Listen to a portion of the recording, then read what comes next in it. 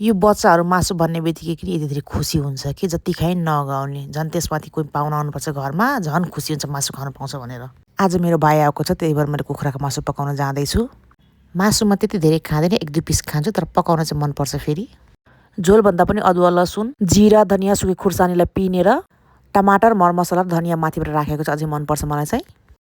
तर मासु चाहिँ भुटेको हुनुपर्छ मजाले। मासु रेडी भयो। अबको पालो चाहिँ टमाटर र धनियाँको अचार बनाउनु पर्ने थियो। टमाटरको अचार चाहिँ मैले एकदम सिम्पल तरिकाले बनाएको छु।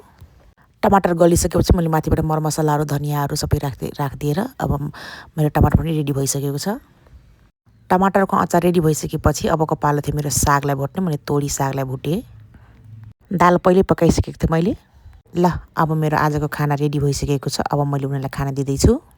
यदि तपाईँहरूलाई भिडियो मन पऱ्यो भने लाइक गरिदिनु होला। बाई बाई साथीहरूले, आजलाई यति नै। अर्को भिडियोमा भेटौँला नेक्स्ट टाइम।